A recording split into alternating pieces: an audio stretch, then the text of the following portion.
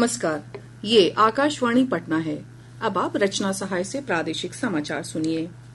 केंद्रीय पशुपालन, मत्स्य पालन और डेयरी मंत्री राजीव रंजन सिंह उर्फ ललन सिंह ने आज कहा कि देश ने प्रधानमंत्री नरेंद्र मोदी के नेतृत्व में मछली पालन के क्षेत्र में अभूतपूर्व प्रगति की है और मछली का निर्यात बढ़कर 60,000 करोड़ रुपए का हो गया है।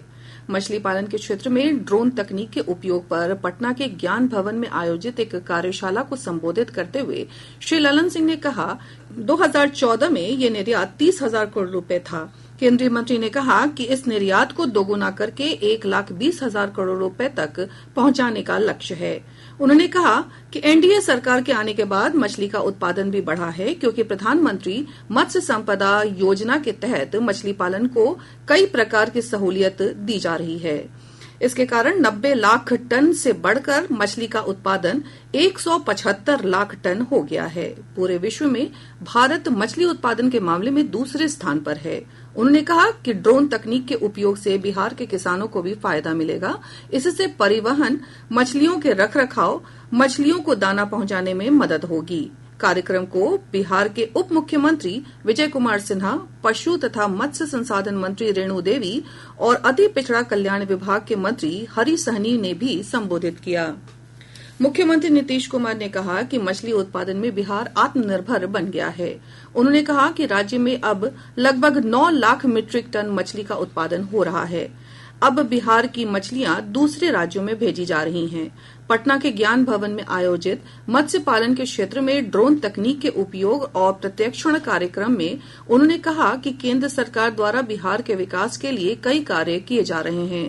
राज्य में और केंद्र सरकार द्वारा मत्स्य पालन के क्षेत्र में विकास के लिए उठाए गए कदमों से मत्स्य पालकों को काफी लाभ हो रहा है। प्रदेश में बाढ़ से हुई क्षति का आकलन करने के लिए केंद्रीय टीम कल पटना आ रही है। आपदा प्रबंधन मंत्री संतोष कुमार सुमन ने ये जानकारी दी। उन्होंने बताया कि गृह मंत्रालय के संयुक्त सचिव पार्थ सारथी की अध्यक्षता में 7 सदस्यों वाली टीम बाढ़ग्रस्त क्षेत्रों का दौरा करेगी। 2 दिनों के दौरे के बाद केंद्रीय टीम का 22 अक्टूबर को राज्य सरकार के अधिकारियों के साथ बैठक करने का कार्यक्रम है। श्री सुमन ने बताया कि राज्य सरकार ने केंद्र से बाढ़ क्षतिपूर्ति मद में 3,638 करोड़ रुपए की सहायता राशि मांगी है। प्रादेशिक समाचार आप आकाशवाणी पटना से सुन रहे हैं। बिहार में विधानसभा की 4 सीटों तरारी, बेलागंज, इमामगंज और रामगढ़ के उपचुनाव को लेकर नामांकन की प्रक्रिया शुरू हो गई है।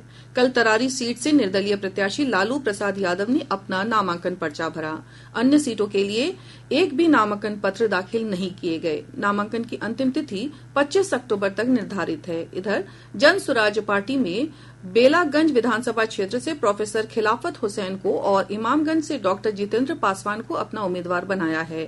पार्टी के संस्थापक प्रशांत किशोर ने यह जानकारी दी। गौरतलब है कि तरारी विधानसभा क्षेत्र से पार्टी ने पहले ही एसके सिंह को अपना उम्मीदवार घोषित किया है। बिहार हिंदी साहित्य सम्मेलन आज 106वां स्थापना दिवस समारोह मना रहा है। इस अवसर पर आज से 2 दिवसीय महाधिवेशन की शुरुआत हो रही है। यह महाधिवेशन हिंदी की 2 महान विभूतियों पंडित सूर्यकांत त्रिपाठी निराला और रामवृक्ष बेनीपुरी को समर्पित है। बांका जिले के फुल्ली डुमर थाना क्षेत्र के नगरडी मोड़ के पास एक अनियंत्रित चरपहिया वाहन की चपेट में आने से 6 कांवरियों की मौत हो गई। इसके साथ ही आकाशवाणी पटना से प्रसारित प्रादेशिक समाचार का ये अंक समाप्त हुआ।